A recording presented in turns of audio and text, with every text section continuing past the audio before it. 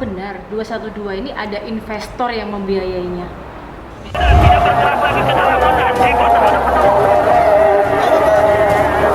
Silakan bikin sub di sini, nggak usah bergerak lagi, ke depan. Ya, program alim saya tuh. Atau boleh bisa nanti di rumput itu kalau memang jalan ini tidak.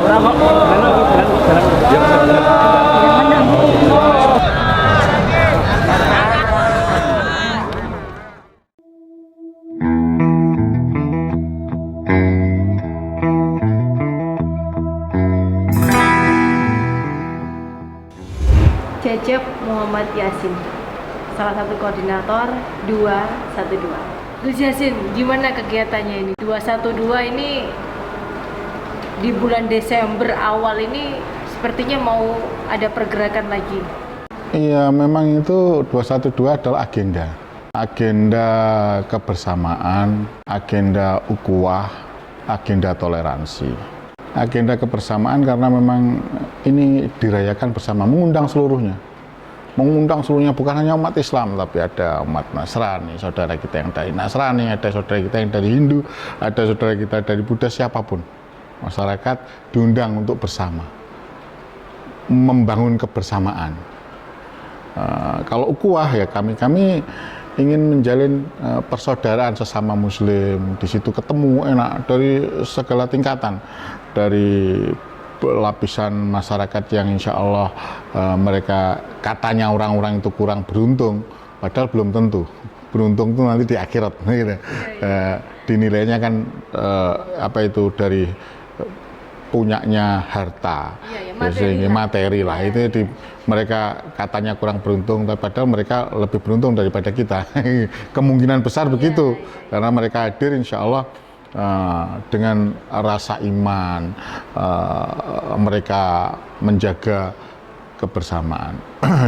Dan yang ketiga, toleransi. Ya tadi kembali bahwa ada kebersamaan, ada toleransi di situ. Indah banget. Indah bagaimana? Di saat ada satu peristiwa momen yang tidak akan dilupakan dan itu dilihat oleh dunia, dilihat oleh presiden kita dan seluruh menteri tahu itu, insya Allah begitu. Itu ada ketika aksi 212 itu ada pengantin yang sedang melakukan akad nikah ya, kalau orang Islam bilang ya, ada melakukan pernikahan di gereja Katolik, yaitu Katolik di sampingnya Istiqlal itu dikawal oleh teman-teman FPI. Saya waktu itu juga melihat, saya merasa bangga. Inilah toleransi. Nah, momen inilah yang memang harus kita terus gali untuk menciptakan kebersamaan. Oke, tapi saya juga pengen tahu ini Gus, sebenarnya tujuan dari 212 ini apa? Ya tujuannya tadi sebetulnya adalah menciptakan kebersamaan, menciptakan ukhuwah, ya kan? Jadi menciptakan toleransi. Tujuannya hanya itu.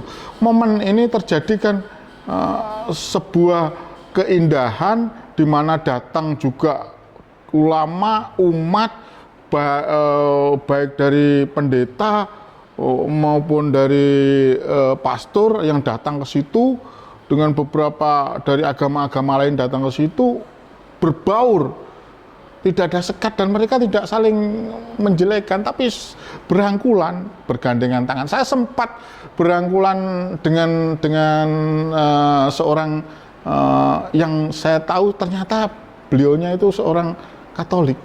Ya mohon maaf aja, saya berangkulan. Jadi itu momen itu sebenarnya itu nggak ada saling menjaga. Bagaimana tidak menjaga? Jangankan sama manusia, di kegiatan 212 itu, rumput pun kalau kita mau ada aksi di situ ya, kita menginjak rumput itu diteriaki. Jangan injak rumput, jangan injak rumput aja dijaga. Apalagi kebersamaan. Ya, menurut Anda 212 ini itu bertujuan untuk politik kah atau untuk kepentingan umat? Ini kalau kita bicara masalah politik itu dari sudut pandang siapa? Kalau ada yang merasa tidak nyaman ya, atau salah satu partai politik merasa tidak nyaman, tentulah mereka akan mengatakan bahwa ini adalah politik. Tapi kami ini datang sesungguhnya adalah niat kami adalah untuk menjaga kebersamaan. Bersama kita kumpul yuk, gitu. Setelah itu kita juga menjaga ukhuwah. Kita juga ingin memupuk toleransi. Nah, beberapa politisi-politisi itu memelintir sedemikian rupa seolah-olah ini 212 ini ada muatan politiknya. Karena mindset mereka terganggu. Kalau umat bersatu, kebersamaan bersatu, lantas di situ ada giroh perubahan, anti korupsi, bagi politisi yang korup ya merasa sangat terganggu, ya kan?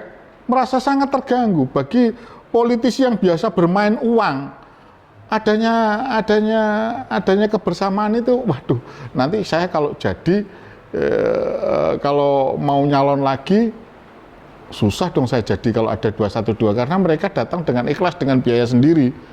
Saya tidak bisa main money politik. Itu bisa banyak. Wow, kedudukan saya terancam dong dengan adanya 212 karena terus terang aja saya tidak menciptakan cara-cara yang culas. Sementara 212 memberitahukan sama umat jangan bermain culas.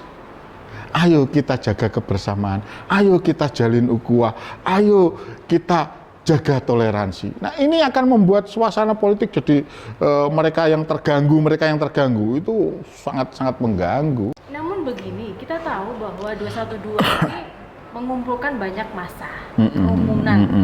Apalagi di momen itu kita tahu Indonesia atau negara-negara yang lain kita masih belum terbebas dari COVID loh.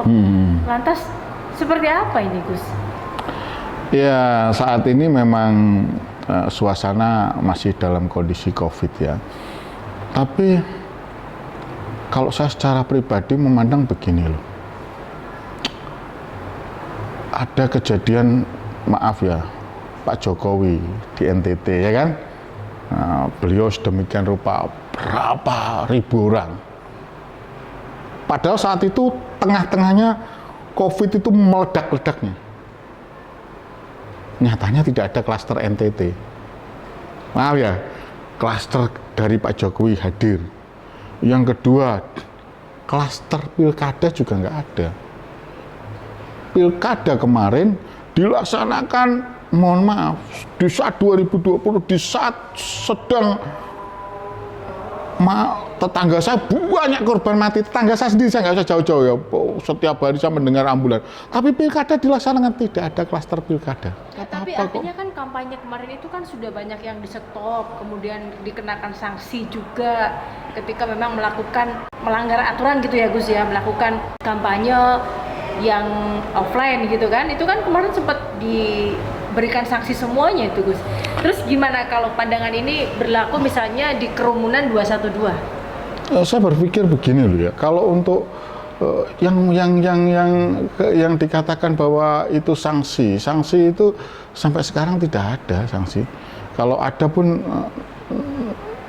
hasilnya ya begitu-begitu saja. Ada sanksi memang, tapi faktanya tidak dihentikan, tidak diberhentikan itu. Bahkan berlanjut sampai coblosan, bahkan berlanjut sampai mereka meluapkan kegembiraannya bersama-sama, pawai dan sebagainya, kumpul-kumpul, itu jelas. Sekarang ini juga dalam kondisi ada agenda, mohon maaf saudara kita ya saudara kita untuk kemarin di Surabaya, saya lihat sendiri di seluruh Indonesia saat ini buruh demikian rupa, dan tidak ada masalah. Dan 212 seharusnya juga tidak, karena 212 itu damai sekali, adem lah. Sudahlah, 212 itu saya merasakan di situ, siapa yang merasakan di situ akan merasakan bahwa inilah sesungguhnya yang diinginkan oleh umat. Kalau seandainya saling ada kebersamaan, saling ada ukhuwah, saling ada toleransi, di situ akan menciptakan indah, tidak ada kerusuhan sama sekali, tercipta tidak ada dua masjid. Jauh berbeda dengan pada saat pilkada, sangat jauh berbeda. Juga aksi-aksi yang ya mohon maaf, kalau 212 kami sudah ada keributan kecil-kecilannya, itu karena memang di situ ada provokator yang alhamdulillah tertangkap, banyak yang tertangkap, cepat dilakukan penangkapan begitu loh. Tidak ada bukti yang sampai sekarang di 212 itu bukti yang menunjukkan bahwa 212 membawa kerusuhan, karena kami datang ke Jakarta tidak bermaksud untuk, tidak ada niat sama sekali untuk melakukan kerusuhan, apalagi bermain politik. Kami tidak membawa bendera. Saya bukan dari partai politik, saya tidak punya partai politik sampai sekarang. Niat saya karena Allah, saya datang untuk kebersamaan, saya datang untuk ukhuwah, saya datang untuk belajar menghormati kepada saudara yang lain agama, ya toleransi itu. Itulah yang datang. Oke.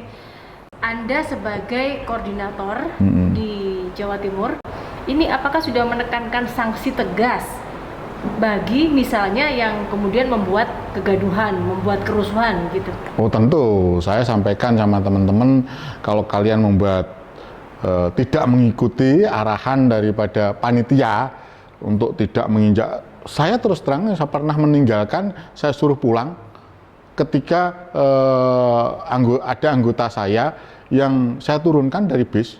Ketika saya katakan ada anggota saya yang maaf aja, hanya berteriak yang tidak sopan. Sudah diingatkan 1 kali, 2 kali, 3 kali, saya suruh turun. Benar-benar. Saya suruh turun. Saya katakan, kami ingin damai, kami datang ke Jakarta. Kalau kamu melakukan begitu, mohon maaf, kamu turun. Saya kembalikan uangnya. Ketika itu masih kita patungan masih 300.000, saya kembalikan uangnya. Saya bilang, kamu turun balik ke Surabaya. Terserah kalau dia mau berangkat ke Jakarta. Tapi kami tidak tahu apakah kami turunkan di terminal, bukan di pinggir jalan ya. Di terminal saya suruh supir untuk masuk ke dekat terminal. Setelah itu mendekati terminal, saya kasih kembalikan uangnya. Karena kami benar-benar datang dengan damai, dengan menunjukkan bahwa 212 adalah aksi damai. Tujuan puncaknya ini seperti apa, Gus? Kalau kita bilang tujuan puncaknya adalah setidak-tidaknya kita mengingatkan. Kalau saya secara pribadi ya niat kita datang karena Allah, saya kembalikan lagi untuk kebersamaan, untuk ukhuwah, untuk menjalin toleransi. Tapi tujuan pokok kita mengingatkan pada petinggi-petinggi negeri ini, pada diri kita, bahwa kita ini adalah umat yang harusnya tertib, yang harusnya taat. Maka mereka para petinggi negeri ini melihat jutaan massa, mereka bisa tertib. Kenapa kalian tidak tertib? Kenapa kalian tidak memperhatikan rakyat ini yang sesungguhnya sudah tertib ini? Kenapa kalian membingungkan rakyat ini? Kenapa kalian membuat janji-janji yang ya maaf aja ya, yang tidak kalian tepati? Itulah inginnya kita, saling mengingatkan. Tapi mengingatkan pada pokoknya adalah bagaimana supaya negeri ini diketahui ada banyak kelompok, ada banyak suku, ada beda agama, tapi sebetulnya sungguh bisa bersatu, sungguh bisa bersama, sungguh bisa menjaga ukhuwah, sungguh bisa menjaga toleransi. Gus, apa benar 212 ini ada investor yang membiayainya? Sampai sekarang kami duit sendiri. Saya hari ini patungan 500-an. Ada yang 250 naik bis. Insya Allah tadi pagi udah berangkat 2 bis. Malam ini juga ada, tidak perlu saya sebutkan ya. Ada yang naik sepeda motor, tidak ada investornya. Bahkan saya dengan teman-teman insya Allah nanti naik 2.000, patungan 1.000 itu diisi 14 orang, 500-an, tidak ada investor. Tapi kalau misalnya nggak ada investor ya, mengumpulkan jutaan manusia gitu kan Gus, ini mohon maaf, apa duitnya nggak sayang nih dipakai untuk kegiatan ini gitu Gus? Nah, kalau kita bicara masalah Allah, Tidak ada, kan niat kita baik. Tidak ada yang sia-sia.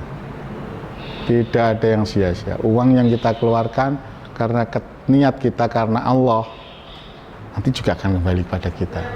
Dengan tidak bermaksud lebih, saya ini masih banyak kekurangan, tapi niat kita untuk ukhuwah, niat kita untuk kebersamaan, niat kita untuk menjaga toleransi, niat kita untuk menunjukkan pada penguasa bahwa kita ini rakyat yang mudah dibina, mudah diberi petunjuk, asalkan yang memberi petunjuk itu juga melakukan dengan baik ya, memberi contoh yang baik dan sebagainya. Tidak ada yang sia-sia. Dari Jawa Timur sendiri ya Gus ya, mungkin mewakili dari Anda, perkiraan itu ada berapa banyak yang nanti akan terjun atau terlibat langsung di 212? Kalau motor, sepeda motor ribuan ya, sekarang ini sudah berangkat ribuan. Kalau mobil ya nggak banyak sih, karena situasi ya, kondisi ekonomi dan sebagainya, tapi banyak. Saya sendiri juga ini tadi pagi ada keberangkatan 2 bus yang saya lihat. Saya ada insya Allah nanti elaf 2 yang saya nih itu berangkat juga besok insya Allah begitu. Jadi ya kalau dari Jawa Timur ya 100.000 orang ada lah, insya Allah begitu. Beberapa waktu itu sempat melihat informasi di media gitu Browsing. ya, browsing kan, itu berkerumun banget, kemudian bawa spanduk besar-besaran. Cuman satu yang saya tanyakan, ini kekhawatiran kembali lagi kepada COVID-19 tertular seperti apa, kemudian waduh, mungkin ya mohon maaf Gus, saya lihat ada mungkin cercahan makanan atau botol minum gitu. Itu gimana Gus? Begitu selesai langsung diambil. Kalau masalah COVID ini kok saya melihatnya kalau ada anggaran ya. saya sedikit ya. Kalau ada anggaran, mohon maaf ya, sepertinya kalau ada anggarannya lagi itu kayaknya COVID digede-gedekan. Ini yang saya lihat. Saya melihatnya kalau anggarannya sedang turun untuk COVID, ya mohon maaf, digede-gedekan. Berita tentang COVID. Tapi kalau enggak, sepi.